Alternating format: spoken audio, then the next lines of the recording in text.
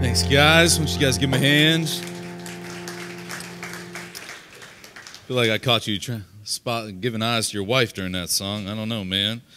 That's cool. That's good. Hey, I don't know if you know that song. It's by Dave Barnes.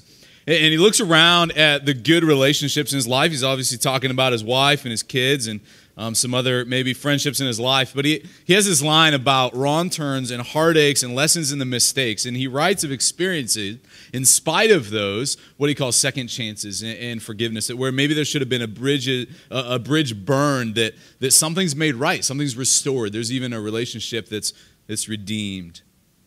You know, he writes of experiencing what we all experience, which is relational adversity and dysfunction, but seeing it made right because of the goodness of God. And I think this is exactly what the sermon is about.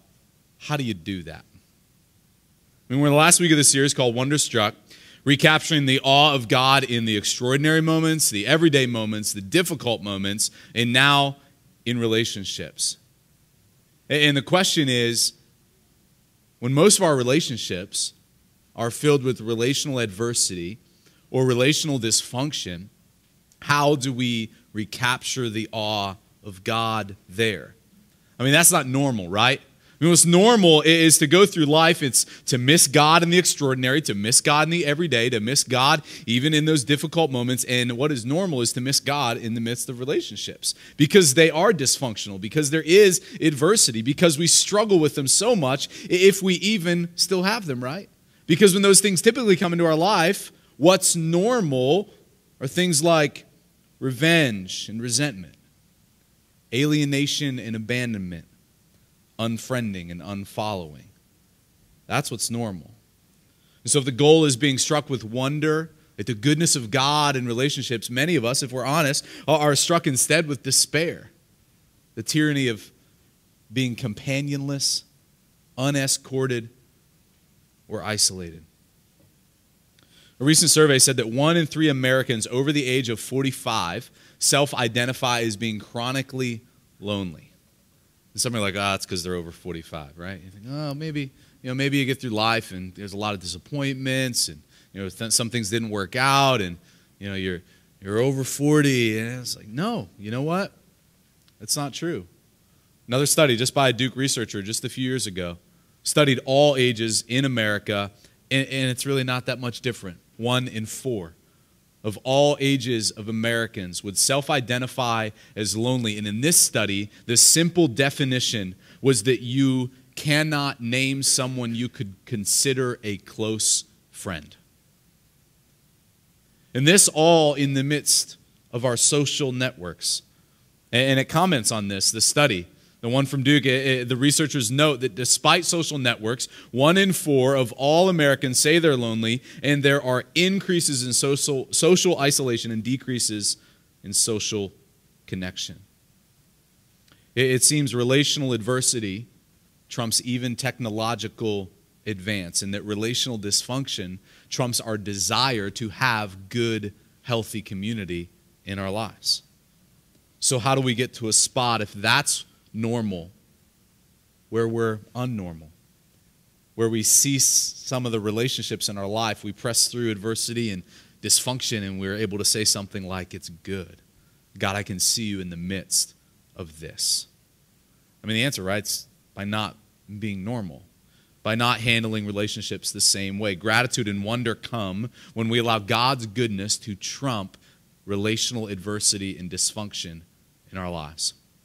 Now, what I'm not going to do today is talk about loneliness, not because I don't care about loneliness. I really do. Would love to journey with you on that if that's where you are right now in life. But I'm not going to talk about it today because I preached an entire sermon about it in April. And so it was in our series right after Easter. It was called You Make Me Brave. And we talked about 4 different common fears that a lot of people have. And one of them, which was my weekend, was the fear of loneliness. And you remember I spent a majority of that sermon talking about loneliness from a biblical perspective, spent half of it talking about if you're at a spot in your life where you're single, and that's the place where you're feeling a lot of that loneliness. And I tried to come and explain a biblical philosophy really for singleness and why that's important and why it's valued in the Scripture. So if you need that sermon, just send me a message. Otherwise, it's on our YouTube page back in April. What I want to focus on today is the story of 2 people in the Scriptures, They're somewhat famous people. And in each of their lives, like the moon eclipsing the sun, you can see the adversity and the dysfunction sliding right in front of God's goodness and putting them in darkness. But in each case, when you look at their entire life and you listen closely to each of them at the end of their life, they look back and the moon is slid away, the adversity and dysfunction is gone, and God's goodness is shining. And in fact, it's been shining all along. The first story is a woman named Naomi. She's from a town called Bethlehem. Yes, that Bethlehem. She marries a man there. They have 2 sons, and so they're living the blue life in around 1300 BC. They decide to move as a family to a place called Moab, and there the sons, Naomi's sons, meet 2 really nice Moabite girls, and they get married. The girls' names are Orpah and Ruth. And we aren't told how, but Naomi's husband dies suddenly. And then again, we aren't told how, but both Orpah and Ruth's husbands die. And so where we had a family living in a foreign land, now we have 3 widows in a foreign land. Naomi and her 2 daughters-in-law. And what was normal then? Well, what was normal is for all of them to go back to their own homes, to go back where they came from.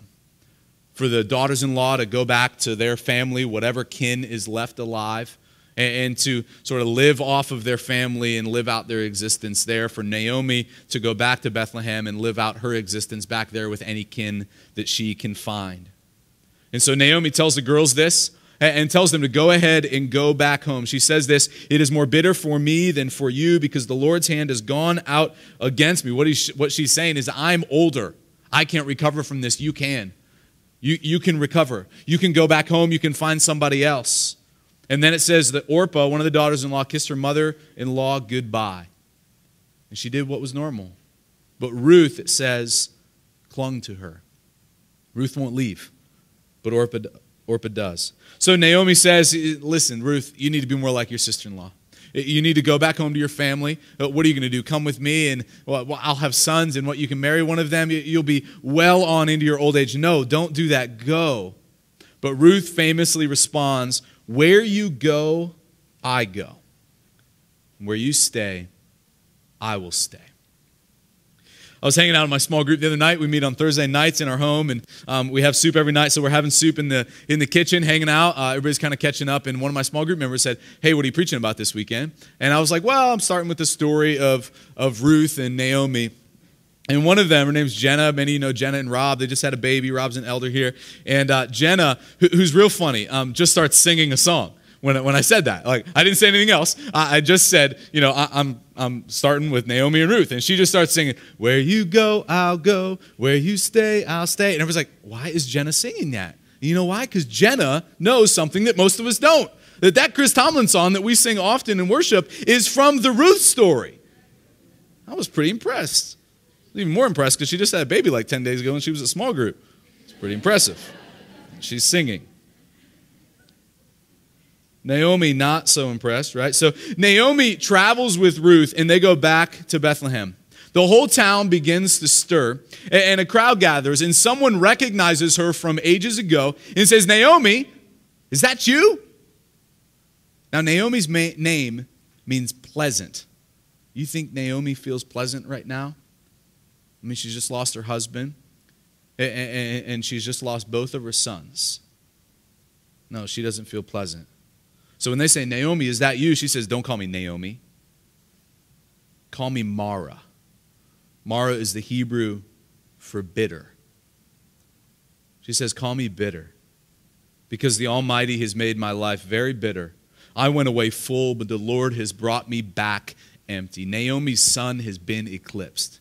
She has been rocked by adversity, and she does not feel pleasant. She feels bitter. She does not feel full. She feels empty.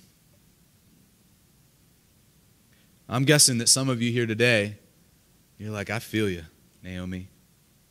Maybe you're in a spot, maybe you've had something similar happen in your life. Maybe it's not the death of a spouse or children. Those are pretty rare things, even in a room this size. But maybe it was another adversity, maybe something extremely dysfunctional in your life that's really set you back, and that if you're being honest with God, you're feeling pretty bitter. And you're feeling pretty empty. And I just want to encourage you to stick in here. Because what you're going to see in her story is the goodness of God shining through. Before I show you that, though, I want to introduce you to the other person that I want to talk about today. 100 or so years after Ruth comes along the first king of Israel. Ruth lived during the time of the judges, no kings. They were just these leaders, both men and women that were the leaders. And then now Israel gets its first king, and his name is Saul. Many of you know Saul's story. He becomes a king. He's the one that everybody thinks should be king. And God actually anoints him as king. He does. But Saul is almost immediately rejected as king because of his disobedience in his life. He has terrible character. He won't do what God wants. He won't follow God's laws. And he does some things he's not supposed to do. And so God removes his blessing from Saul, sends a prophet named Samuel to anoint someone else as king. And Samuel goes to this man named Jesse, and Jesse has 12 sons, and he lines all 11 of them up. And Samuel says, nope, that's not any of them. Where's the other son? And David, the youngest, is sent for. And David is this little shepherd boy, and he comes along, and he is the one that's anointed to be king. Now, David is anointed to be king.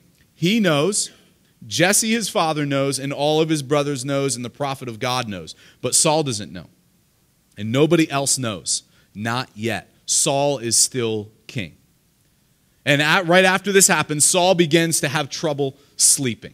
And he's sort of being tormented in the middle of the night. And the only thing that can settle him down is music. Anybody else like that?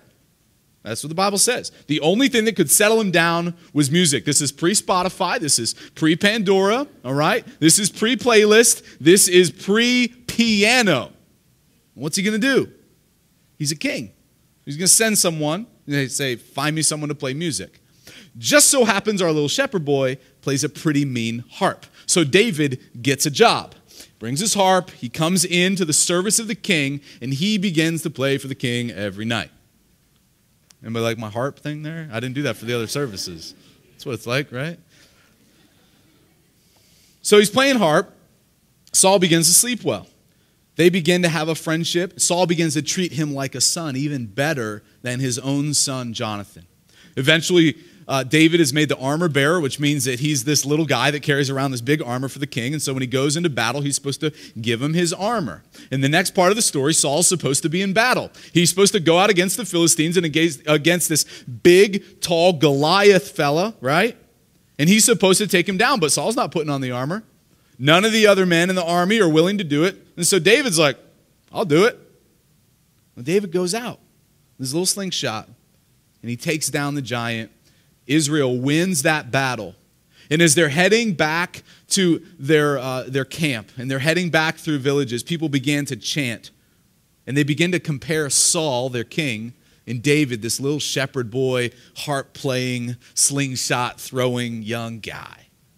And they say Saul has killed his thousands, David his 10,000s. Just a way of saying, Saul, you're all right, but that guy should be king. That guy's courageous. And what happens in Saul's life immediately is he begins to grow in bitterness. And there's another person in the story. And if anybody should be bitter, in addition to Saul, it's his son, Jonathan. I mean, who's the rightful heir of King Saul's throne? I mean, just by genealogy, it's his son, Jonathan. So Jonathan should be the heir of the throne. He doesn't know that David's been anointed by God. He knows that he is supposed to be the next king. But who's just had an incredible victory, causing God's people to chant his name? David has. Who's talented and admired by everyone? David is. Who has a special relationship with his father, something that he has always longed for? David does. Who's anointed by God? David. What's normal? What's normal would be Jonathan having bitterness towards David. But that's not what happens. Instead, we see this in 1 Samuel 18.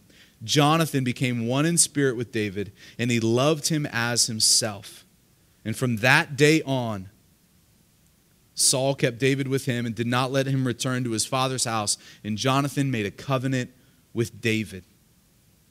Now, if you read the description, you keep going on in that passage and you read several other passages, you get this picture of Jonathan and David, and it often talks about how close they are, how they love each other like they love themselves, how they're deeply committed to one another. They talk about their embrace and their tears and that they often kiss each other, right? And a lot of people read that story, and just to call it, a lot of people today say that they're in a homosexual relationship. Jonathan and David, they were partners or something like that. And you know, I just want to say there's no evidence of that at all. And the reason I know that is because what's happening in this story, there's nothing sexual about it. What's happening in this story is a friendship that most of us don't understand because most of us have never experienced it. But it is a form of friendship. Something that Naomi experienced with Ruth and something that here Jonathan experiences with David. It is based upon a covenant. There is this incredibly rich spousal language that they're exchanging back and forth. And here it says that they made a covenant. So they made these deep, irrevocable vows with each other that they're going to be deeply committed and close to each other for as long as they can. And it's very similar to the language of Ruth saying to Naomi, I'm going to go where you go. I'm going to follow you. And I'm going to stay where you stay. I was reading this old book that I love in preparation for this sermon, just reading about this type of friendship. And it was in C.S. Lewis's The Four Loves. He spends an entire chapter talking about the four different loves that exist in the Greek language that are used in the Bible. And one of them is this love phileo, which is normally translated, God bless you, brotherly love, like in Philadelphia, right? The city of brotherly love. But it's not talking about sibling love. It's talking about the deep, deep love that is like family, but is more committed, more irrevocable, more intense. And Lewis says this right in the beginning of the chapter. He says, few people value this friendship today because few people experience it. And that was 50 years ago. How much more so today?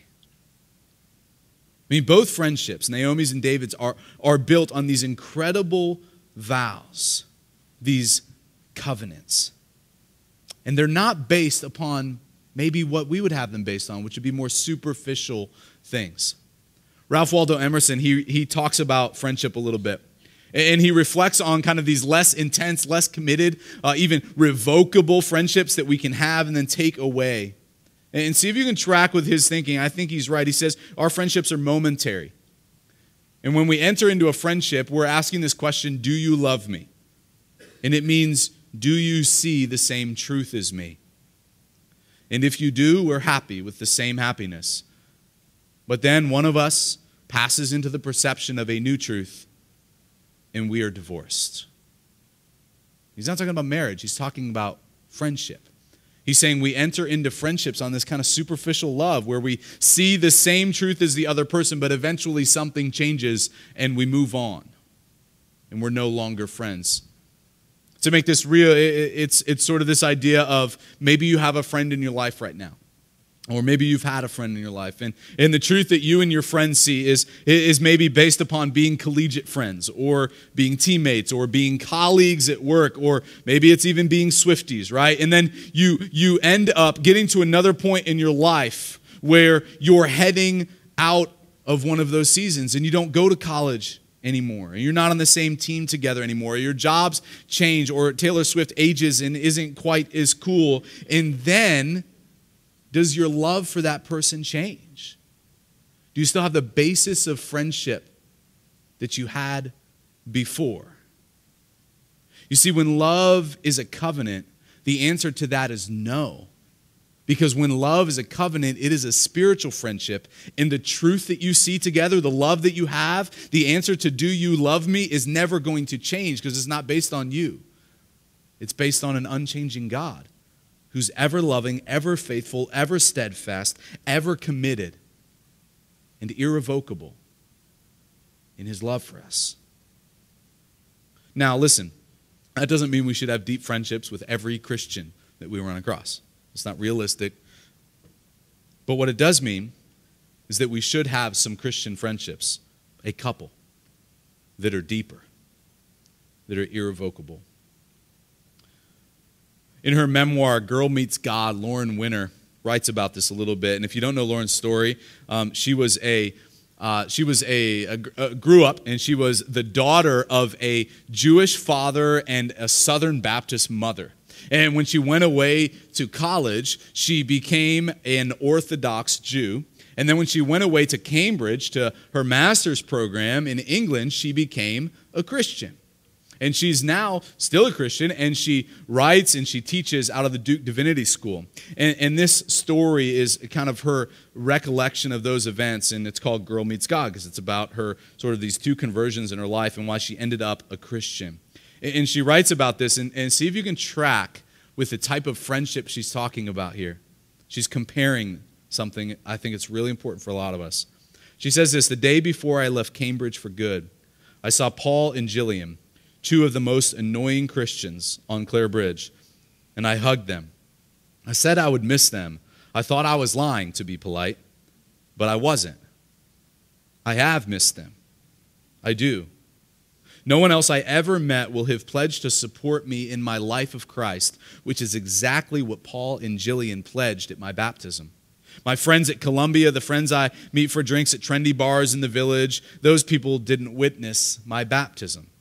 They didn't cheer at my confirmation. They didn't pray with me every Sunday for 2 years. They didn't hand me Kleenex when I burst into inexplicable tears every time we prayed. They aren't my brothers and sisters in Christ. They are merely acquaintances. Some of us need those types of friends in our life. And if that's you, maybe today all you need to hear is this recognition in your soul that you need some good, deep, committed Christian friends. You need a Paul or a Jillian, you need a Ruth or a Jonathan in your life.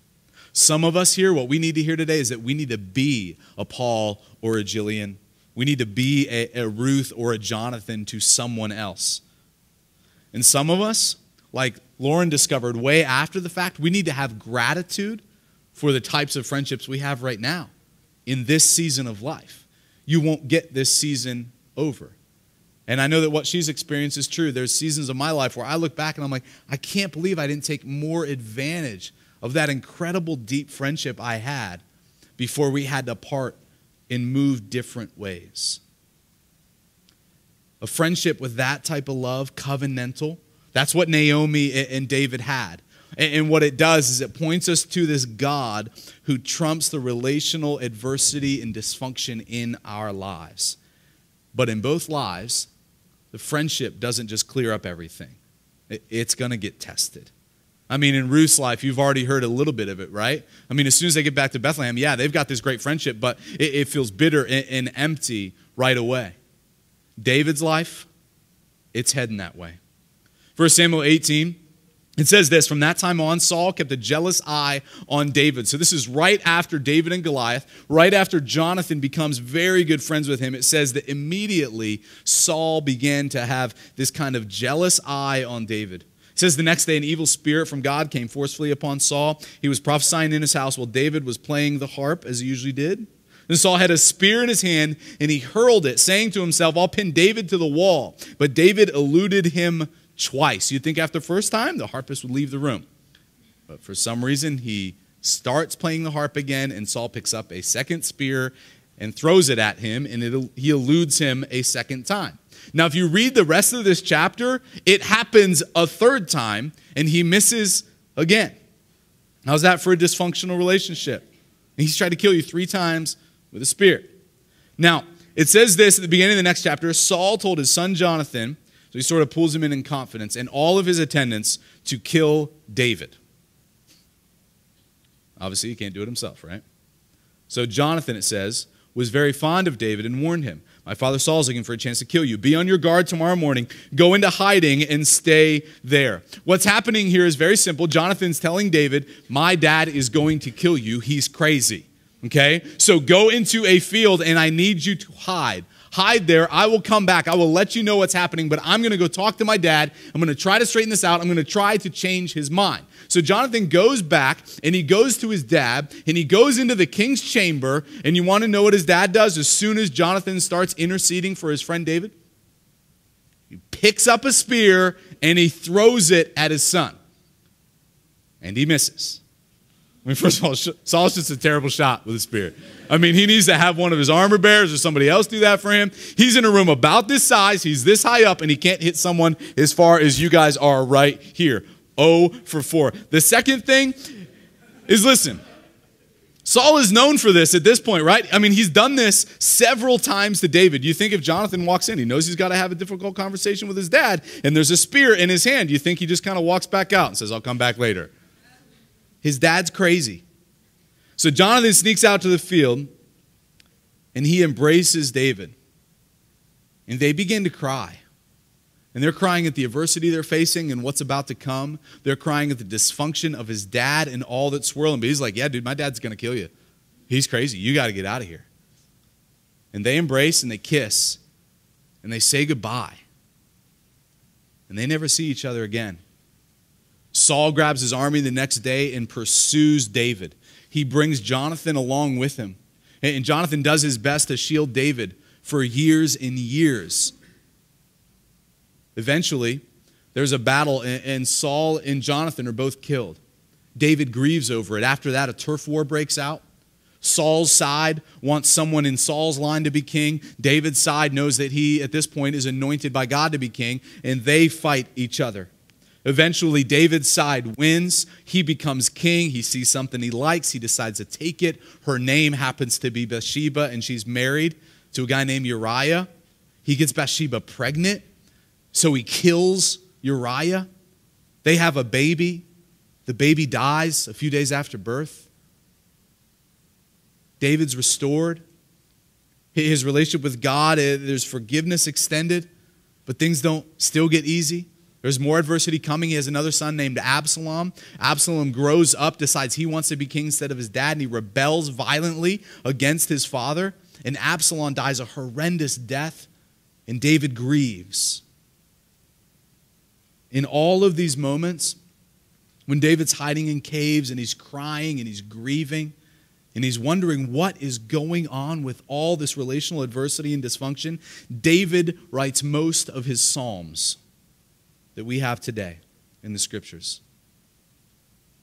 Some of the things he talks about, he's responsible for. 100% Bathsheba on him. But some of the things he's not responsible for. If Naomi sums up her adversity and dysfunction with 2 words, bitter and empty, David uses every word he knows. He fills up his little Christian moleskin with some of the loneliest journaling descriptions of the darkness. He says things like, I walk through the valley of the shadow of death. Things like, how long, O Lord, will you forget me? Things like, my guilt is overwhelming me like a burden too heavy to bear. Things like, my wounds fester and I am loathsome. Things like, I'm bowed down and brought very low. All day long I go about crying. Things like, my back is filled with searing pain. There's no health in my body. Things like, I'm feeble and utterly crushed. I groan in anguish of heart. Things like, my heart pounds. My strength fails me. Even the light is gone from my eyes. Things like, my friends and companions avoid me because of my wounds. My neighbors stay far away. Things like, my friends have become my enemies. Things like, I used to lead the procession to the house of God, but now I do not. There's many other Psalms where I could go through and read David's descriptions of some of his darkest moments when the eclipse of God's goodness puts him into a place where adversity and dysfunction defines him. But David never wants to stay there. He models these simple, faithful prayers. One example, Psalm 61, hear my cry, God. Listen to my prayer. From the ends of the earth I call to you. I call as my heart grows faint. Lead me to the rock that is higher than I, for you have been my refuge, a strong tower, if you're from Pittsburgh, against the foe. I long to dwell in your tent forever and take refuge in the shelter of your wings. That phrase, taking refuge in the shelter of your wings, it comes from our other story, Naomi. Naomi and Ruth, 100 or so years later, they're back in Bethlehem. And because they're all alone, Ruth heads out into a field to gather some grain. She is a widow. There's a provision in the law. It was the first social welfare system ever instituted on law. And what it was very simple. When the harvesters would go out into the fields, they would leave at the edge some of the crops unharvested so that widows, just like Naomi and Ruth, could eat, so that they could go and collect their own grain and have something. And so she's out there doing what widows are supposed to do. And then onto the land, as she's harvesting, behind the workers comes the man who owns it. His name is Boaz. And Boaz, quite simply, is wonderstruck. Not by God, by Ruth. Verse 5, Ruth chapter 2, Boaz asked the foreman of his harvesters, "Whose young woman is that?" I mean, he's wonderstruck. He's like, I've never seen her before, but I want to know more about her. He hears a little bit more about her. He goes and he has a conversation with her, and he finds out that she's been an incredible friend to Naomi, who's related to him. He is Naomi's next of kin. And so he finds this out, and he gives this blessing back to Ruth for what she's done. He says this, "May you be richly rewarded by the Lord, the God of Israel, under whose wings you have come to take refuge." In the wake of incredible adversity, Boaz begins to stand in as the symbol of what God is like in our lives. Now, Ruth goes back and she shares this story with her mother-in-law, Naomi. And Naomi does what any woman does, right? She says, "Girl, you got to go back. That's what he said to you? What? You got to go back and seal the deal. That guy likes you. You got to go back." And so seriously, the next verse, Ruth 3, verse 2, "Tonight he," talking about Boaz, "will be winnowing barley on the threshing floor." And this is Naomi talking. "Wash and perfume yourself and put on your best clothes." The plan is pretty simple. Go woo Boaz. And if he likes it, he's going to put a ring on it. And he likes it. And so he puts a ring on it. It says Boaz took Ruth and she became his wife. And then he went to her, which means, and then there's like space between those things. And the Lord enabled her to conceive, and she gave birth to a son. And the women said to Naomi, these are the women who earlier said, "Are you Naomi?" And she said, "No, I'm not Naomi. I'm bitter." And now they look at her and they say, "Praise be to the Lord, who this day has not left you without a kinsman redeemer." A kinsman redeemer is another provision of the law. A kinsman redeemer means that when someone is widowed, when a woman is widowed, that another man, her next of kin, is supposed to step up and enter into marriage with that widow so that she can have rights and an inheritance and have children. And in this case, what happens is Boaz steps up, and he doesn't buy something belonging to Ruth. He buys the field belonging to Naomi, the last of her possessions. But with that, he gets to become the husband of the woman he wants, Ruth. And he becomes both of their kinsman redeemer. And the goodness of God, as they have a baby, really begins to shine through. Listen to this, verse 13 of the next chapter.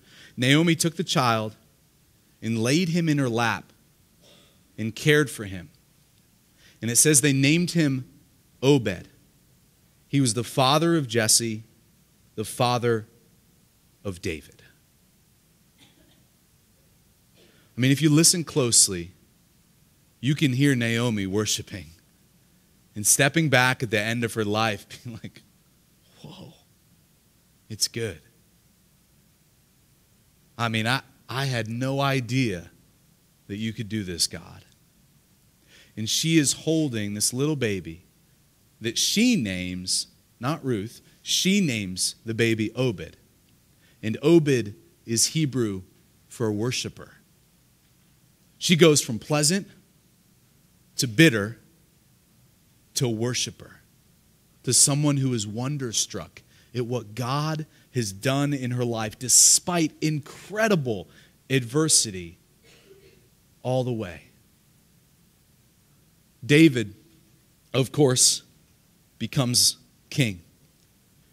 As he's king, his friendship with Jonathan is in the past, but in some of those most difficult moments, his friendship with Jonathan sustained him, in some ways saved his life. Yet just like Naomi's friendship with Ruth, David's friendship with Jonathan is just a shadow. Neither one of these stories are about those friendships. They're there. But it's just a shadow of friendship with God. That's what it's pointing us towards. And in David's life, after all of his wrong turns, after all of his heartaches, all of his lessons and mistakes, David's life is marked by one thing: his friendship with God. And that is marked by grace and forgiveness. The last thing we hear from David, it's in 2 Samuel 24. And what's happened is he's king, he's at the end of his life. And it's an odd placement of this story because it's sort of this kind of, it stands out from the rest of the way that 2 Samuel tells the story, but I think the author actually did it intentionally. Because here's the story. There's a plague that swept across the land that David's the king over. And because of his relationship with God, he knows that the plague is related to the sin of the people. And he knows that God has told him, if you go and offer on an altar of worship a sacrifice to me, then I will heal all the people of this plague, and I will wipe out the sin that is causing it. And so David, he goes to set out and do this as king. He's fulfilling one of his roles as a representative of God. And so he goes to buy this land. And the land that he buys is a threshing floor. A clear allusion back to the Ruth-Naomi story. And he goes to buy this threshing floor, and the guy who wants to buy it from says, no, king, I'm just going to give it to the king. And David says this, no, 2 Samuel 24:24, I insist on paying you for it. I will not sacrifice to the Lord my God burnt offerings that cost me nothing. And see, here's the point. Ruth met her redeemer on a threshing floor. David acts as a redeemer on another threshing floor, and both of them point to our Redeemer, Jesus Christ. For Naomi, as she holds that little baby, every single one of us are to think of Mary holding the little baby Jesus that is born in the same town of Bethlehem, and how Mary pondered up in her heart what God had done, reaching all the way back. You know that Ruth is one of the few women mentioned in the genealogy of Christ in Matthew for this very reason. The adversity she went through as a widow was part of how God was going to bring the greatest goodness on this earth. And for David, as he makes a sacrifice which costs him much, we are to not miss that one day in his genealogy will come Jesus Christ, who will sacrifice everything, his life. Jesus' own words, greater love has none than this, that I would lay down my life for my friends. And then right after that, Jesus looks and he says, I no longer call you enemies, I call you my friends. You know, there's this moment in the Psalms where David's looking back. And David would have known all these stories. I mean, a king, for sure. He would have known his genealogy. He would have known the story of a widow who had a baby named Obed that's his grandfather, who had his father Jesse that brought him into the world. And he looks back over all of these stories, and he says this in Psalm 18, as for God, his way is perfect, and he is a shield for all who take refuge in him. David finally receives an answer to his prayer. Yes, he can take refuge in God. And the same is true for us, if only we will take refuge. I want to end with this. You know, one of the saddest moments in the life of Jesus is when he's standing over the city of David, Jerusalem. It's the last week of his life. And he's standing over that city, and he has his arms outstretched, and he's crying. And the reason is because his arms are outstretched, and he's crying because he knows so many of the people that he is dying to save are going to reject him. They're going to say, no thanks to coming under your shelter. And so he's crying, and he says this. He says, how often have I longed to gather you together, to give you refuge under my wings, but you were not willing. In David's words, where I long to take refuge in the shelter of your wings. And here's Jesus over the people saying, me too. I want you to take refuge in me. That's why I'm here. That's why this sacrifice that costs so much.